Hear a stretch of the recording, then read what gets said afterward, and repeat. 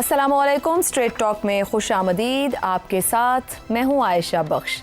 5 अगस्त 2019 का दिन कश्मीर की तारीख में एक स्याह बाब के तौर पर दर्ज हो चुका है, जब भारत ने जम्मू कश्मीर की खुसूसी हैसियत को यकतरफा, गैर आइनी और गैर कानूनी तौर पर ख़त्म करके कश्मीरियों की शनाख्त, खुद मुख्तारी और बुनियादी इंसानी हकूक़ पर हमला किया। उसी दिन की मुनासिबत से पाकिस्तान समेत दुनिया भर में आज यौम इस्तेसाल मनाया जा रहा है। 5 अगस्त 2019 को भारत के कश्मीरियों के साथ न सिर्फ आइनी और कानूनी धोखा किया गया, बल्कि अखलाकी, सियासी और बैनुल-अक़वामी सतह पर उनके हक़ खुद इरादियत को पामाल किया गया। जम्मू कश्मीर को 2 यूनियन टेरिटरीज लद्दाख और कश्मीर में तकसीम करके इसकी वहदत, शनाख्त और वजूद को मिटा दिया गया। रियासती असम्बली को तहलील करके तमाम ही इख्तियारात दिल्ली को मुकर्रर करदा दिल्ली के लेफ्टिनेंट गवर्नर को सौंप दिए गए। यूं कश्मीरी अवाम को इस नहज पर पहुंचा दिया गया कि वो ना अपने मुस्तकबिल के फैसले कर सकते हैं, ना अपनी ज़मीन और वसाइल पर इख्तियार रखते हैं और ना ही अपनी बाइख्तियार सियासी क़यादत का इंतखाब कर सकते हैं। गोया उन्हें मुकम्मल तौर पर ग़ुलामी की जंजीरों में जकड़ दिया गया। 5 अगस्त 2019 के बाद मकबूजा कश्मीर को दुनिया की सबसे बड़ी खुली जेल में तब्दील कर दिया गया। लाखों इजाफी फौजी तैनात किए गए, इंटरनेट और टेलीफोन सर्विस मुअत्तल की गई, मीडिया पर सेंसरशिप नाफिज हुई, हज़ारों कश्मीरियों को गिरफ्तार किया गया। इंसानी हकूक़ की आलमी तंजीमों के मुताबिक अब तक 1019 कश्मीरियों को मावराए अदालत कत्ल किया जा चुका है, जबकि 2522 अफराद को तशद्दुद का निशाना बनाया गया। 1163 मकानात और दुकानें नजर आतिश की गईं। गिरफ्तार शुदगान की तादाद 28,561 तक जा पहुंची है। भारत ने दफ़ा 35 से ख़त्म करके गैर रियासती अफराद को वादी में आबाद होने की इजाज़त दी। लाखों डोमिसाइल सर्टिफिकेट्स जारी किए गए और उर्दू ज़बान, निसाब, सकाफ़त और माशी ढांचे पर हमले किए गए। कश्मीरियों की ज़मीनें, मुलाजमतें और वसाइल छीन कर एक मनसूबा बंद डेमोग्राफिक इंजीनियरिंग शुरू की गई। Amnesty international, human rights watch और अक़वाम मुत्तहिदा की इंसानी हकूक़ काउंसिल ने इन इक़दामात पर शदीद तहफ़्फ़ुज़ात का इजहार किया, मगर आलमी ताकतें मफादात के बाइस खामोश हैं। ऐसे में अगर हम माजी को एक तरफ रखते हुए पाकिस्तान की मौजूदा आलमी हैसियत को देखें, तो दुनिया भर बल्कि खुद भारत के गैर जानिबदार हल्के भी ये तस्लीम कर रहे हैं कि भारत को शिकस्त देने के बाद पाकिस्तान के आलमी इमेज में ज़बरदस्त इजाफा हुआ है। ट्रंप जैसे अमरीकी सदर पाकिस्तान के रोशन माशी मुस्तकबिल के प्रोजेक्ट्स सामने ला रहे हैं। भारतीय मईशत को मुर्दा मईशत करार दिया जा रहा है। ऐसे में बड़ा कि आज का उभरता हुआ पाकिस्तान अपनी हैसियत को मसला कश्मीर के हल के लिए कैसे मौसर अंदाज से इस्तेमाल कर सकता है, इसी पर पैनल की राय आपके सामने रखेंगे। हमारे साथ हैं हसन निसार, शहजाद चौधरी, ज़ैगम खान और रज़ा रूमी साहिब। प्रोग्राम का सवाल आप सभी के लिए। मसला मकबूजा जम्मू कश्मीर 77 साल हो गए। यौम इस्तेसाल के 6 साल पाकिस्तान का उभरता हुआ आलमी इमेज क्या मसला कश्मीर के हल में किरदार अदा कर सकता है? ज़ैगम साहिब, अगर फ्यूचर के हवाले से बात की जाए, फ्यूचरिस्टिक होके आज जो खित्ते की पोजीशन और सूरत हाल है, आलमी ताकतें या सिर्फ सुपर पावर अमेरिका जिस तरीके से खित्ते को ट्रीट कर रही है, क्या पाकिस्तान मसला कश्मीर के हल के लिए कुछ कर सकता है? कुछ कार्ड्स उसकी फेवर में नजर आते हैं। पाकिस्तान के पास आज जितने कार्ड्स हैं वो कम से कम पिछली 2 दहाइयों में नहीं थे। पाकिस्तान आज जितनी सफारती अहमियत इंजॉय कर रहा है, इतनी 20 साल में उसके पास नहीं थी। पाकिस्तान इस न्यू फाउंड इम्पोर्टेंस को, इस न्यू गेन्ड डिप्लोमेटिक वेट को यकीनी तौर पर कश्मीर के लिए इस्तेमाल करेगा और इससे कश्मीर के कॉज को फ़ायदा भी होगा। अब देखिए, बिलावल भुट्टो ने कितना ठीक कहा था कि मोदी जो है वो नेतन्याहू का टीमू वर्जन है। अब आप देखिए, उस टीमू वर्जन ने किया क्या कि नेतन्याहू की प्ले बुक उठाई और जो इसराइल फ़लस्तीनियों के साथ करने की कोशिश कर रहा है, वही कुछ उसने कश्मीरियों के साथ करने की कोशिश की। उनकी विल को ब्रेक करने की कोशिश की, महीनों तक उनको कर्फ्यू में रखा, जेलें भर दी, बदतरीन तशद्दुद किया, मावराए अदालत कत्ल किए और उनकी शनाख्त ख़ास तौर पे टारगेट था मोदी का और इस हिंदुत्वा की रजीम का। और अब भी उनका मकसद ये है कि कश्मीरियों को अक़लियत में बदला जाए, उसकी डेमोग्राफी चेंज की जाए। इसीलिए ये जो तब्दीली आई हैं, उसके बाद जायदादें खोल दी गई हैं कि बाहर वाले आएँ और वहाँ जायदादें ख़रीदें। वोटर लिस्टों में उनको हिस्सा मिलने लगा है, वो वहाँ वोटर बन सकते हैं। यानी डोमिसाइल, उनकी शहरियत कश्मीर की وہ غیر کشمیریوں کے لیے کھول دی گئی ہے. اور مودی نے کہا کہ کشمیر کا معاملہ میں نے حل کر دیا ہے. دیکھیں ہم یہاں پر کھڑے تھے اس 4 دن کی جنگ سے پہلے، مودی کہہ رہا تھا کہ میں نے کشمیر کا مسئلہ حل کر دیا ہے اور یہ اندرونی معاملہ ہے اور یہ بائی لیٹرل ہے. اور بائی لیٹرل ہونے کا مطلب یہ ہے کہ ہم اگر بات کریں گے پاکستان سے تو وہ پاکستانی کشمیر پر بات کریں گے، ہم اپنی کشمیر پر بھی بات نہیں کریں گے، ہم مقبوضہ کشمیر پر بات ہی نہیں کریں گے. اب جنگ میں کیا ہوا؟ آپ دیکھیے جنگ کے بعد دنیا ہماری بات سننے لگ گئی اور دنیا کو ایک اندازہ ہوا. بھارت نے اپنی حماقت سے ایک اور جو اپنا گول کیا وہ یہ کیا کہ اس نے دنیا کو دکھایا کہ کشمیر کا کنفلکٹ کسی بھی وقت میں 2 ایٹمی قوتوں کے درمیان میں ایک ایٹمی جنگ میں بدل سکتا ہے. بالکل یہ کام تو بھارت نے کیا نا، کہ اپنے طور پر ایک واقعے کی جس کی اس کے پاس کوئی ثبوت موجود نہیں تھا پاکستان سے لنک کرنے کی، کشمیر سے ہونے والے واقعے کو اس نے لنک کر کے ایک ایسی جنگ چھیڑی جو ایٹمی جنگ بن سکتی تھی. نتیجہ کیا نکلا کہ دنیا کا سب سے طاقتور آدمی امریکی صدر اس نے کہا میں تمہاری ثالثی کر دیتا ہوں.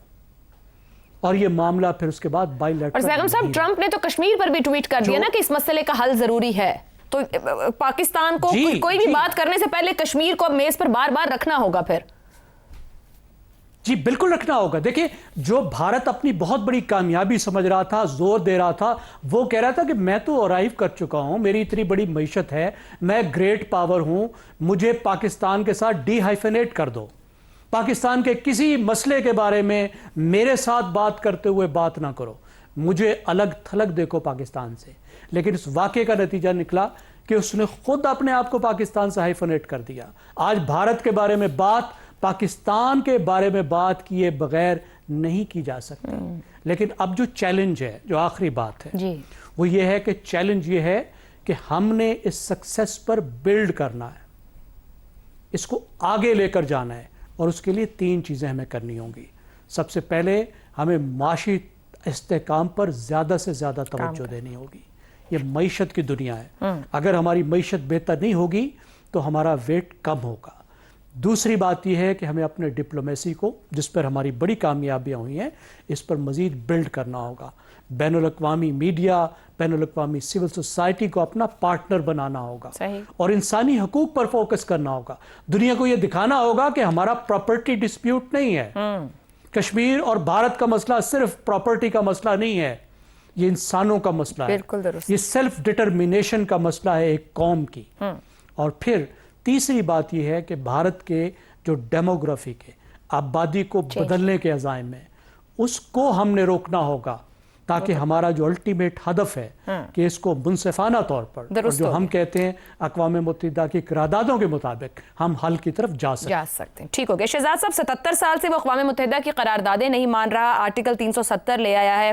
اس وقت جو پاکستان کی ایک پوزیشن ہے، یا ہم اگر فیوچرسٹک اس کے حوالے سے بات کریں کہ پاکستان یہاں سے آگے کیسے اور کیا کردار ادا کر سکتا ہے، تو کیا اگر بھارت دباؤ میں یہ آرٹیکل 370 کو واپس بھی لے آتا ہے، حیثیت بحال بھی کرتا ہے، مگر پھر بھی ہمیں ایک آؤٹ آف باکس سولوشن چاہیے پوری صورتحال کا، کس طریقے سے پاکستان کو یہاں سے آگے چلنے کی ضرورت ہے؟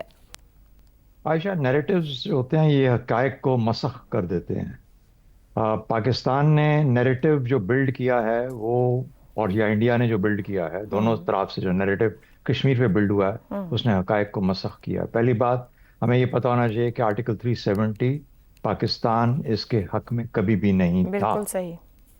ہم اس وقت اس کے حق میں گئے جب یہ منسوخ ہوا. بہت امپورٹنٹ اور اہم بات ہے.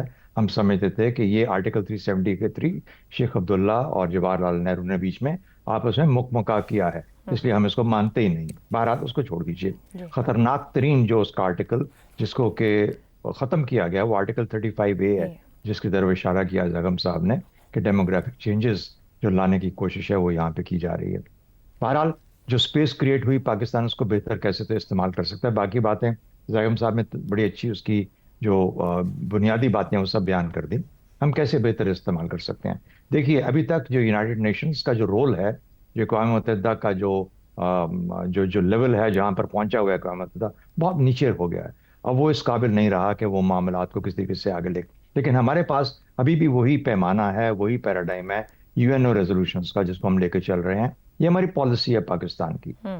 اس پالیسی کے تحت اب وہ دنیا پاکستان اور انڈیا کو بائنری پوزیشنز پہ دیکھتی ہے کہ اگر انڈیا کے ساتھ تعلق ہے تو پاکستان کے ساتھ نہیں ہوگا، پاکستان کے ساتھ ہے تو انڈیا کے ساتھ نہیں ہوگا، اور اس کی بنیاد کشمیر ہے، کیونکہ ہم ہمیشہ کشمیر کی بات کرتے ہیں، انڈیا بھی اب کشمیر کی بات کرتا ہے، اور بات یہ کہتے ہیں کہ صرف نہ ہم دینے والے ہیں نہ وہ دینے والے ہیں، اور اس کا کوئی نہ کوئی سولوشن، تو اس لیے دنیا اس کے پاس سے خاموشی سے گزر جاتی ہے۔ وہ کہانی بار بار 78 سال سن کے بیزار ہو چکی ہے جو انڈیا پاکستان کشمیر کے بارے میں بیان کرتے ہیں اقوام متحدہ کی قراردادوں کے بیچ میں۔ یہ جو ایک فٹیگ ہے دنیا کے کانوں کے اوپر ڈپلومیسی کے اندر، اس فٹیگ کو ختم کرنا پاکستان کی ذمہ داری ہے۔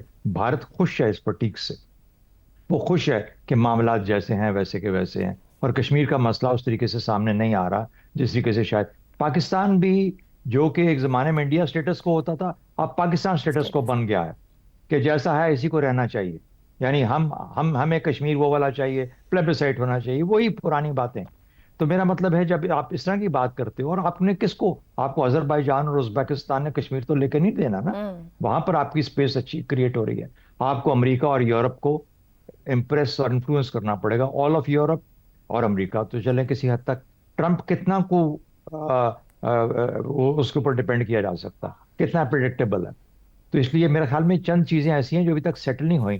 دنیا نے بھارت سے اپنا ہاتھ مکمل طور پہ ہٹایا نہیں ہے کہ وہ فیصلہ کر دیں کہ آج ہی کشمیر کا فیصلہ کرو اور اقوام متحدہ کے ساتھ کھڑے ہو کے ادھر سے ادھر سے ادھر۔ میرا اپنا خیال یہ ہے کہ پاکستان کو اس اسپیس کو استعمال کرتے ہوئے ڈپلومیسی میں تھوڑی سی کریٹیوٹی کرنی پڑے گی، ایک مختلف انداز میں۔ دنیا آپ کی بات سننے کے لیے تیار ہے، لیکن آپ پیغام لے کے کیا جا رہے ہیں ان کے پاس، سنا کیا رہے ہیں؟ اگر وہی پرانی کہانی سنا رہے ہیں۔ شہزاد صاحب ایک چھوٹی سی بات اسی بات کے اوپر، جب آپ جی ڈپلومیسی کی بات کر رہے ہیں، پاکستان کو کس طریقے سے، آخر ہم 77-78 سال سے تو کر رہے ہیں اس معاملے کو لے کر، یہاں سے ہمیں کس طریقے سے بات کو سمجھانے کی ضرورت ہے، جس کریٹیوٹی کی آپ بات کر رہے ہیں، کس طرح ہم اپنا پوائنٹ آف ویو زیادہ مؤثر طور پر رکھ سکیں؟ دیکھیے، اگر آپ کسی ایک ڈبے کے اندر بہت سارے پیسز ان کو ویسے کا ویسے ہی چھوڑ دیں ایک ہی جگہ پہ، اور ایک ہی جگہ ہاتھ ڈالیں گے تو وہ 2-3 ٹکڑے ہی باہر نکلیں گے ہمیشہ، لیکن آپ کو ان کو کئی دفعہ اسکریمبل کرنا پڑتا ہے، ان کو ہلانا پڑتا ہے، ہلا کے پھر اس میں سے دیکھیں کہ شاید کوئی نئے سولوشن نکلیں۔ اب میرا کام یہاں بیٹھ کے یہ پالیسی دینا تو نہیں ہے، کوئی مجھ سے پوچھے گا تو میں ضرور بتا دوں گا، لیکن لکھا بھی ہے اس کے بارے میں آپ سے پرانے اپنے پچھلے آرٹیکل کی بات کر سکتا ہوں۔ میرا خیال ہے پاکستان کو کشمیریوں کو اب زیادہ امپورٹنس دینی چاہیے، صرف انسانی حقوق کی بنیاد پہ نہیں، اس حقوق کی بنیاد پہ بھی کہ کیا کشمیر ایک بذات خود ایک سوئٹزرلینڈ جیسا ایک نیوٹرل ملک ان 3 ملکوں کے بیچ میں بن سکتا ہے۔ یہ 2 حصے نہیں ہیں انڈیا پاکستان، چین بھی ساتھ شامل ہے کشمیر کے اندر، یا یہ کہ ہم چین کے ساتھ مل جائیں اور چین کا کام ہے کہ میں تو 50 سال 100 سال انتظار کروں گا، پھر میرے پاس پہلے ہانگ کانگ آئے گا، پھر فلانا آئے گا، پھر تائیوان آئے گا، پھر کبھی کشمیر بھی آ جائے۔ تو کہنے کا مطلب ہے کہ Pakistan has to change the paradigm. Pakistan India بڑا خوش ہے جس طریقے سے معاملات ہیں ایسے کے ایسے ہی رہیں گے، پاکستان کو اینٹی اسٹیٹس کو ہونا چاہیے آج، اور کوئی نہ کوئی تبدیلی لے کے آنی چاہیے، ورنہ یہ جو اسپیس جس میں دنیا آپ کی آواز سن رہی ہے یہ آہستہ آہستہ ختم ہو جائے گی، فزل آؤٹ ہو جائے گی، اور آپ یہ جو آپ نے گین کیا ہے اس کو ضائع کر دیں گے۔ حسن نثار صاحب، جہاں شہزاد صاحب بات ختم کر رہے ہیں، کیا پاکستان خود کلیئر ہے کہ اس کو اس مسئلے کا کیا حل چاہیے، ایک مسئلہ کس طریقے سے سارٹیڈ آؤٹ ہو سکتا ہے اس خطے میں؟ ہماری ایک کلیئرٹی ہے یا 77-78 سال میں وہ کلیئرٹی بھی ہم کہیں کھو رہے ہیں؟ اچھا بات سنیں، پہلی ایک بات سنیں، خلیل جبران کا ایک بہت مشہور جملہ ہے، زبان زد عام ہے، بچوں کو بھی یاد ہوگا، کہ جب کسی کی طرف انگلی اٹھاؤ تو غور سے دیکھو تمہارے ہاتھ کی باقی انگلیاں خود تمہاری طرف اٹھی ہوئی ہیں۔ بڑے خوبصورتی سے شہزاد صاحب نے 2-3 باتوں کی طرف اشارہ کیا ہے، میرا خیال ہے جو ایکسٹرا سینسٹیو ہوں گے وہی کمپریہینڈ کر سکیں گے، مجبوری ہے ان کی، آئی انڈرسٹینڈ۔ اچھا، میں شروع کرتا ہوں اس بات سے کہ مقبوضہ کشمیر میں غیر آئینی غیر قانونی حکومتیں، بالکل ٹھیک کہا آپ نے، ماشاءاللہ، نظر اتارنے کو دل کرتا ہے آپ کی۔ اس کے بعد آپ نے کہا انسانی حقوق کی پامالی، اس پہ بھی آپ کا صدقہ دینے کو دل کرتا ہے، یہ سب سچ ہے، لیکن انفارچونیٹلی یہ جو آپ نے مسئلے کے حوالے سے حل والی بات کی ہے تو آئی ڈونٹ تھنک سو، خاطر جمع رکھیں، آپ کا موجودہ عالمی امیج جو ہے اس کو آپ ضرورت سے زیادہ پھلا رہے ہیں. غبارہ چھوٹے سائز کا ہے, پھونکیں زیادہ مار رہے ہو. یہ فیزز آتی جاتی رہتی ہیں. رہ گیا ٹرمپ, اس نے عمران کو ایک ملاقات میں کہا تھا کہ میرا دوست ہے. وہ امریکن تو 50 ملاقاتاں تو بعد توڑے دوست نہیں ہوندے, وہ ساڈے ورگے چبل نے. اچھا آگے چلو. صحیح. صورت صرف ایک ہے جس میں آپ کے اس خواب کی تعبیر کے چانسز ہو سکتے ہیں. لگے گا پیڑا مروڑ اٹھے گا, لیکن سن لو, پہلے پاکستان کو جینوئنلی ہر اعتبار سے, اقتصادی ہو, جمہوری ہو, اخلاقی ہو, وغیرہ وغیرہ وغیرہ, ایک ایسی ریاست بناؤ جس کے لیے لاکھوں گھر برباد ہوئے تھے. پھر دیکھو کہ ان اچیویبل ٹارگٹس, میں اس کو ان اچیویبل ٹارگٹ کہہ رہا ہوں. ان اچیویبل ٹارگٹ بھی جب آپ اپنے آپ کو امپروو کرتے ہو, ان اچیویبل ٹارگٹ بھی اچیویبل ہو سکتا ہے. ہم تو بنیادی ترین حوالوں سے, عائشہ, بنیادی ترین حوالوں سے ہم سے تو اپنا آپ نہیں سنبھالا جا رہا, اپنا آپ نہیں سنبھالا جا رہا. ہر محکمے میں لوٹ مار ہر روز, کروڑوں کی نہیں, اربوں کی روز خبریں. وہ پتہ ہی نہیں, حکومت کو پتہ ہی نہیں. ٹھیک ہو گیا. رضا رومی صاحب, حسن اسحاق صاحب جو اوپر بات کر رہے تھے کہ فیزز آتے جاتی رہتے ہیں, اور یہ جو اس وقت ایک امیج ہے یا پاکستان کو سنا جا رہا ہے, پاکستان سے بات کی جا رہی ہے, اس میں تو کوئی شک نہیں کہ اشروں تک ڈارلنگ آف ویسٹ کہلاتا رہا پاکستان. امریکہ اور مغرب کی قربت بھی رہی, مسئلہ حل نہیں ہو سکا ہے. سوویت یونین ویٹو کر دے یا امریکہ زبانی کلامی باتیں کرتا رہا. آپ کے خیال میں کیا آج جہاں پاکستان, جو میرا بنیادی سوال ہے, یہ جو امیج موجود ہے, یہ پاکستان کو سنا جا رہا ہے یا اس کو ساتھ بٹھایا جا رہا ہے, یہاں کوئی فیصلہ کن کردار پاکستان اس پوری صورتحال میں ادا کر سکتا ہے کشمیر کے معاملے میں؟ عائشہ, بالکل. پاکستان کی جو اس وقت پوزیشن ہے وہ یقیناً بہت بہتر ہے ماضی قریب اور بلکہ کئی دہائیوں کا بھی اگر آپ جائزہ لے لیں, کیونکہ پاکستان نے نہ صرف یہ کہ سفارتی سطح کے اوپر کامیابی حاصل کی ہے, بلکہ اقوام متحدہ میں بھی جس طرح پاکستان نے مختلف الیکشن جیتے ہیں ابھی حالیہ سالوں میں اور مہینوں میں, تو اس کی نظیر کم ہی ملتی ہے. اس وقت پاکستان سیکیورٹی کاؤنسل میں بھی ہے, ہیومن رائٹس کاؤنسل میں بھی ہے, اور دیگر بہت سی اہم کمیٹیز ہیں یو این کی, اقوام متحدہ کی. میں صرف ٹرمپ اور امریکہ کی بات نہیں کر رہا, کیونکہ وہ بھی موسم کی طرح بدلتے ہیں. امریکی جو صدور ہوتے ہیں ان کے تیور ان کے اپنے مفادات سے وابستہ ہوتے ہیں, اور یہی سب سے بڑا چیلنج ہے. جیسے پہلے کہا بھی گیا کہ ہماری جو ساری مدد ہونی چاہیے کشمیر اور کشمیریوں کے لیے,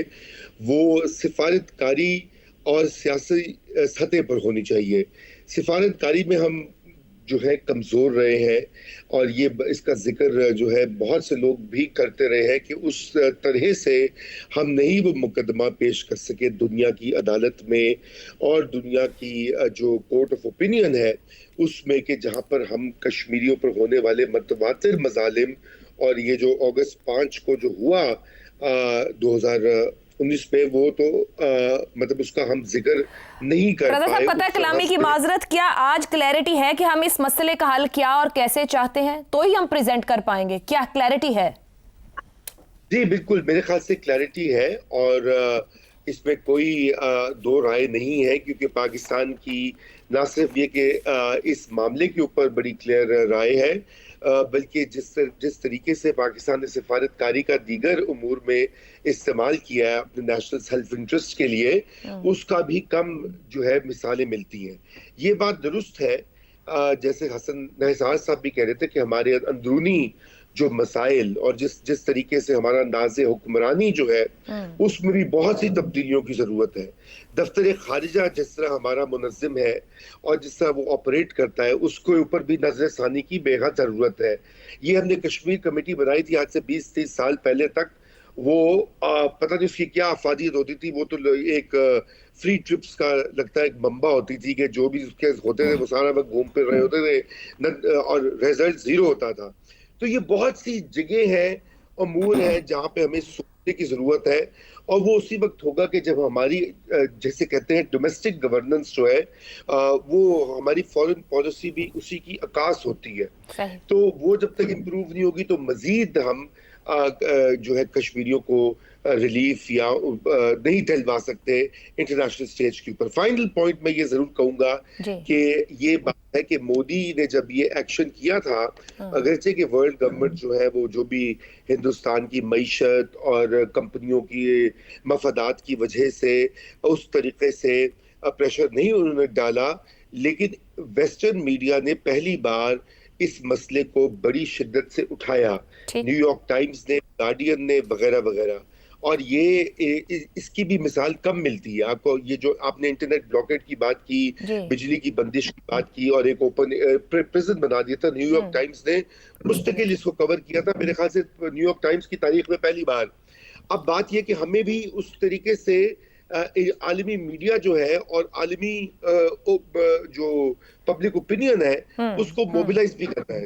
ये प्रेशर डालना सिर्फ हुकूमतों पे नहीं होता, लोगों को भी इसके बारे में अवेयरनेस और मालूमात देना, और इसमें पाकिस्तान का ये फर्ज बनता है, मैं समझता हूँ, क्योंकि ये ऐसे अमूर है कि जहाँ पे वाकई हम कश्मीरियों की देर पा। ठीक है रज़ा रूमी साहब, मसला संजीदा है और हल तलब भी है, लेकिन बात यह है कि वकील का तगड़ा होना बहुत ज़रूरी है कि वो उन दलाइल के साथ केस जीत सके। हमें एक ब्रेक लेनी है, हम ब्रेक से वापस आएंगे तो बात करेंगे कि क्या पाकिस्तान तहरीक इंसाफ को मारूज बंद गली में धकेल रहा है। इस ब्रेक के बाद प्रोग्राम में एक बार फिर खुशामदीद। इलेक्शन कमीशन ने पाकिस्तान तहरीक इंसाफ के कई अहम रहनुमाओं समेत 9 अरकान पार्लियामेंट को नाअहल करार दिया है। इस फैसले में opposition leader senate Shibli Faraz, opposition leader रुकने कौमी असम्बली उमर अयूब और दीगर शामिल हैं, जिन्हें 9 मई के मुकदमात में सजाएं सुनाए जाने के बाद डी नोटिफाई किया गया है। इलेक्शन कमीशन के जारी एलामिये के मुताबिक नाअहल करार दिए गए अफराद में कौमी असम्बली के 5, पंजाब असम्बली के 3 अरकान और 1 सेनेटर शामिल हैं। नाअहल होने वालों में राय हैदर अली, साहिबजादा हामिद रजा, राय हसन नवाज और जरताज गुल भी शामिल हैं, जबकि पंजाब असम्बली से अंसर इकबाल, जुनैद अफसल शाही और राय मोहम्मद मुर्तज़ा इकबाल को भी नाअहली का सामना करना पड़ा है। ये फैसला उस वक्त सामने आया है जब फैसलाबाद की इंसदाद दहशतगर्दी अदालत ने 31 जुलाई को 9 मई के वाक़यात से मुताल्लिक़ 3 मुकदमात का फैसला सुनाया। अदालत ने उमर अयूब, शिबली फराज, सरताज गुल और साहिबजादा हामिद रजा समेत दर्जनों अफराद को 10-10 साल कैद की सजा सुनाई, जबकि जुनैद अफसल शाही को 3 साल कैद की सजा दी गई। इलेक्शन कमीशन ने इन तमाम अरकान की नशस्तों को खाली करार देते हुए आइंदा के लाहे अमल के लिए अमल दरामद शुरू कर दिया है। पीटीआई अपने रहनुमाओं की सजाओं पर पहले ही सख्त रद्द-ए-अमल दे चुकी है। दूसरे रहनुमाओं के अलावा पार्टी चेयरमैन बैरिस्टर गौहर भी ये कह चुके हैं कि इस फैसले से तहरीक इंसाफ को बड़ा धचका लगा है, जिसके बाद पार्टी क़यादत असेंबलियों से इस्तीफों या फिर पार्लिमानी अमल के बॉयकॉट पर गौर कर रही है।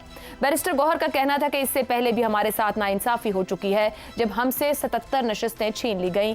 ये रवैया हमारे निज़ाम अदल और सियासी फैसलों पर संजीदा सवालात खड़े करता है। पीटीआई रहनुमाओं की सजाओं और नाअहलियों से बड़ा सवाल जन्म ले रहा है कि अगर बैरिस्टर गौहर जैसे सियासतदान जो मोहतात अंदाज के साथ धीमी सियासत करते हैं, उनकी तरफ से बात कि पीटीआई असेंबलियों से इस्तीफे के ऑप्शन पर गौर कर रही है, मुस्तकबिल में किस सियासत का पैगाम दे रही है। इसी पर पैनल की राय जानेंगे इस सवाल के जरिए। पाकिस्तान तहरीक इंसाफ के 9 अरकान पार्लियामेंट नाअहल असेंबलियों से इस्तीफे के ऑप्शन पर गौर कर रहे हैं। बैरिस्टर गौहर, क्या मारूज पाकिस्तान तहरीक इंसाफ को इस ऑप्शन पर गौर करने के लिए मजबूर कर रहा है? शहजाद साहब। नहीं, मेरा ख्याल है मारूज ने क्या करना है, देव रन आउट ऑफ आइडियाज। इसमें बहुत तारीख में चले जाएं तो कुछ गलतियां इन्होंने की पीटीआई ने, जिसकी वजह से आज यहाँ पहुंचे। बाहर सूरत देखिए, अब पहले जब ये काम किया, जब ये इस्तीफे दिए, तो उससे क्या फर्क पड़ा था? कुछ गेन किया इन्होंने? कुछ भी गेन नहीं किया। 2024 का इलेक्शन हुआ, उसमें फिर इन्होंने पार्टिसिपेट किया, उसके जो भी नताइज थे। पहली बात तो ये है कि सिमिलरली सो नथिंग गेन्ड, ये स्ट्रेटेजी पहले हो चुकी। दूसरी बात, ये जो लोग जिन्होंने इस्तीफे देने हैं, ये कौन है? ये सब वो लोग हैं जो एमएनए और एमपीए बनने आए थे पीटीआई में। ये पीटीआई का कोई फलसफाए हयात या फलसफाए सियासत आगे लेके चलने की कोई इतनी इनकी कदर नहीं थी। हम सब बात करते हैं कि पंजाब के अंदर या ख़ास तौर पे, हाँ, केपी के अंदर चंद लोग ऐसे ज़रूर मौजूद होंगे जो कि इस आइडियोलॉजी के साथ या इमरान खान की सोच के साथ इस तरीके से उन मुल्हिक हैं कि वो चाहते हैं कि इस सोच को आगे ले जाया जाए, और शायद وہ ایک کمیٹڈ ورکرز بھی آئیں گے, ان میں شامل ہوں گے. پنجاب کے اندر تو الیکٹیبلز کا زیادہ رجحان ہوتا ہے, اور وہ یہ دیکھتے ہیں کہ کون سا راستہ آسان ہے وہاں جانے کے لیے. پاپولیرٹی اس وقت عمران خان کے پاس تھی, عمران خان کا انہوں نے راستہ چنا. اس وقت بیٹھے ہیں تو اگر چھوڑ بھی دیں گے تو کیا ہوگا. تیسری بات, گوہر صاحب کا یہ کہنا کہ ہم پارلیمانی سیاست چھوڑ دیں گے. آپ کے پارلیمانی سیاست جب کر رہے ہیں آپ, تو کیا فائدہ ملک کو پہنچا اب تک. تو اس لیے میرا نہیں خیال کہ بہت بڑی چینجز آنے والی ہیں اس ساری پروسیس کے اندر. اگر میں پی ٹی آئی میں ہوں تو میرا خیال ہے کہ 2029 کا انتظار کروں گا. 2029 میں اب سے لے کے 2029 تک 4 سال موجود ہیں. ان 4 سالوں کے اندر پارٹی کے اندر جو توڑ پھوڑ ہوئی ہے, جو جس قسم کی جیسے کہتے ہیں کہ ریزہ ریزہ ہونے کے چانسز ابھرتے جا رہے ہیں, اس کو کیسے سنبھالا جائے, پارٹی کی تنظیم کیسے بہتر کی جائے, اور اس الیکشن کی تیاری کیسے کی جائے. حالات بدلتے ہوئے وقت نہیں لگتا, لیکن کیا ضروری ہے کہ ہم ایسی ہی چیزوں کا انتظار کریں کہ بولٹ فرام دا بلو آئے گا, اور وہ آئے گا ایک آندھی طوفان جو کہ ہمارے پھر سے بھاگ جاگ جائیں گے. اپنے بھاگ جگانے کے لیے خود بھی پہلے کچھ کرنا پڑتا ہے, پھر جا کے قدرت کسی اور کے بھاگ جگاتی ہے. ٹھیک ہو گیا. رضا رومی صاحب, کیا آپ کے خیال میں جو بیرسٹر غور کہہ رہے ہیں, واقعی پی ٹی آئی کے سیاسی اور پارلیمانی راستے محدود ہو رہے ہیں؟ تو یہ آپشن لیں گے کیا وہ؟ عائشہ, میرے خیال سے تو یہ آپشن مشکل ہے کہ وہ لیں گے, کیونکہ اس آپشن کا فائدہ ماضی میں تو ان کو بالکل بھی نہیں ہوا. آپ کو یاد ہے کہ جو 2 صوبائی حکومتیں چھوڑ دی تھیں اچھی خاصی, وہ اس کا کتنا نقصان پاکستان تحریک انصاف نے بھگتا. اور میں سمجھتا ہوں آج جس مقام پہ وہ کھڑے ہیں اس میں یہ ایک غلط فیصلہ بھی شامل تھا. اور یقین جانیے یہ صرف بات میں نہیں کہہ رہا, بلکہ بہت سارے پی ٹی آئی کے رہنما جو ہیں وہ خود یہ پرائیویٹلی کہتے ہیں کہ ان کو یہ نہیں کرنا چاہیے تھا. اب ظاہری بات ہے کہ اس میں ایک ڈیسپریشن بھی ہے. پاکستان تحریک انصاف جو ہے اس کے بہت سارے جو سیاسی حکمت عملی کے مختلف پنے یا ٹولز تھے وہ ناکام ہو گئے ایک ایک کر کے. اور آج دیکھیے ابھی ہم یہ بات کر رہے ہیں تو آج جو انہوں نے احتجاج کی کال وغیرہ بھی دی تھی, اس کا بھی کوئی خاطر خواہ نتیجہ نہیں نکلا. بہت سی جگہوں پہ تو لوگ ہی نہیں نکلے, اور جو نکلے بھی ہیں ان کی تعداد اتنی متاثر کن نہیں ہے کہ وہ انقلاب برپا کر دے جیسے کہ توقع یا وہ اس کا ڈھنڈورا پیٹا جا رہا تھا.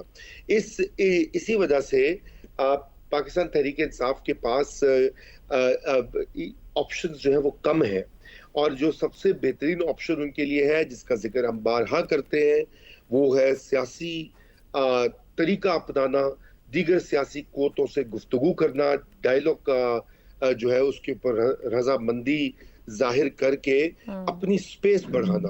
کیونکہ اس طرح کی جو یہ استعفے دے دینا یا اسمبلیاں چھوڑ دینا یا 9 مئی کر دینا, یہ ایکسٹریم انتہا پسند سٹیپس ہیں اور ان کا فائدہ نہیں ہوا.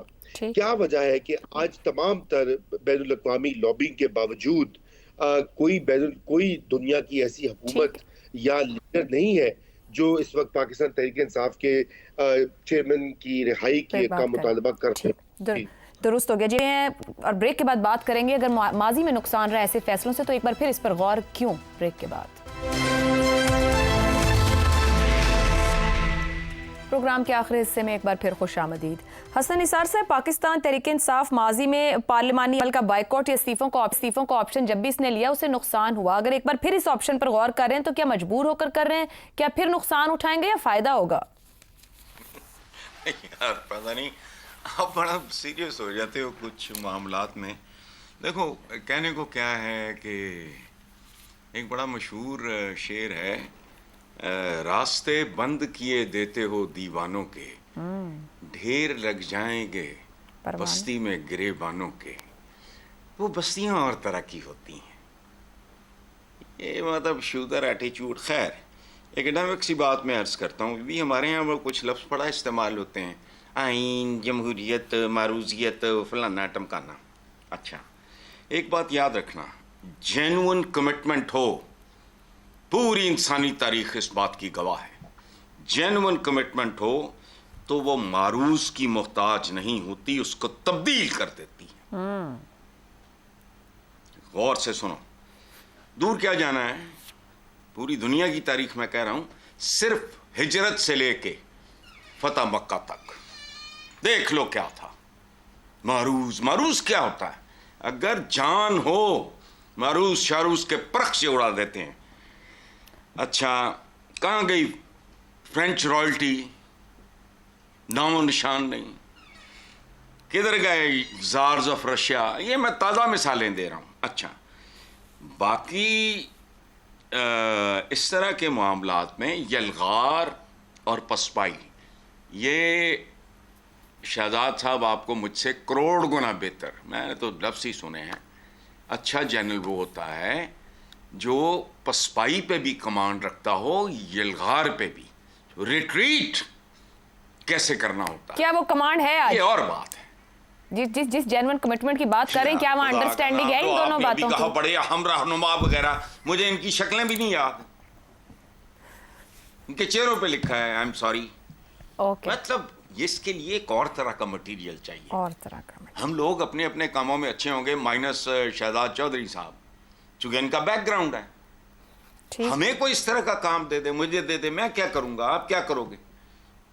अपना अपना इलाका, बैरिस्टर्स बेचारे, ये नहीं है, ये और तरह का मटेरियल होता है। ठीक हो गया, ये नहीं बेचारों के बस का बेचारे। है। ना वो डेप्थ है, ना वो करेज है। सही। दे नॉट स्ट्रीट बॉयज, ये वो सारा वेट खैर छोड़ो, टाइम ज्यादा हो जाएगा। चलें आप छोड़ें, चलो। हाँ टाइम कम है वैसे भी इस वक्त मेरे पास। ज़ैगम साहब, क्या पार्लियामेंट से इस्तीफों पर गौर का इंदिया देना पीटीआई की नई सियासी महाजराई का ऐलान है? क्या वो मटीरियल जेन्युइन कमिटमेंट के साथ मौजूद है? कब आगे बढ़ना है, कब पीछे हटना, ये है क्या आखिर? आयशा, पहले जरा दूसरी साइड को तो देखें ना, हम सिर्फ पीटीआई की तरफ जा रहे हैं। आप जरा थोड़ी देर हुकूमत बन के तो सोचें ना कि आप इस वक्त हुकूमत पाकिस्तान है तो आप क्या करेंगी।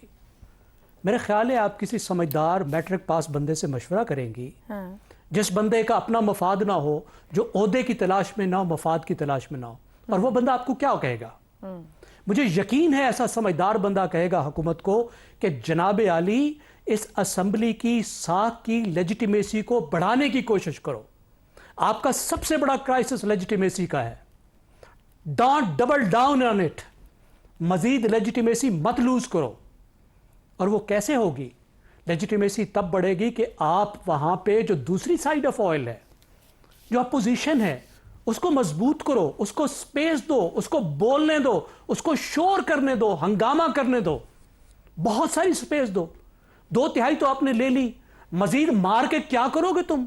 वो कहते हैं मरे को मारे शाह मदार। आप शाह मदार बन के क्या ले लोगे सिवाय इसके कि असेंबली की बची कुची लेजिटिमेसी भी उसको गारत कर दो। सही। आपको क्या मिलेगा शिबली, फराज, उमर अयूब, जरताज को बाहर करके? क्या ये लोग दहशतगर्द हैं? फिर उसको छोड़ें, वो शेख वकास, वो कहते हैं जी उसकी हाजिरियां पूरी नहीं है। पाकिस्तान में किस पार्लियामेंटेरियन की हाजिरी पूरी होती है कि आप इस पर भी आप बंदों को निकालेंगे? तो पहले तो हुकूमत ये सोचे। हुकूमत अब ओवरप्ले अगली कर बात रही जो है। आपकी दूसरी है, ओवरप्ले जी। पाकिस्तान की सबसे बड़ी पार्टी, सबसे बड़ी पार्लियामेंट्री पार्टी जो थी इनके उस मामलात से पहले, उसको आप कम कर रहे हैं, बाहर निकाल रहे हैं। तो क्या इससे लेजिटिमेसी असेंबली की बढ़ रही है या कम हो रही है? दुरुस्त। और असेंबली की लेजिटिमेसी कम होगी तो क्या हुकूमत की लेजिटिमेसी बढ़ेगी या कम होगी? ठीक। अब अगली बात है कि देखिए, पीटीआई को निकलेगी तो फिर सिर्फ असेंबली से तो नहीं निकलेगी ना, कौमी असेंबली से, फिर सेनेट से और पख्तूनख्वा असेंबली से भी निकलना होगा। इसका मतलब है उसको मुकम्मल तौर पर अदम इस्तेकाम का, मुकम्मल तौर पर एहतजाज का, सियासी दबाव का रास्ता लेना। ठीक हो गया ज़ैगम साहब, बहुत प्रोग्राम बड़ा के इख्तिताम हमको पहुंचा। इजाज़त दीजिए, अल्लाह हाफ़िज़।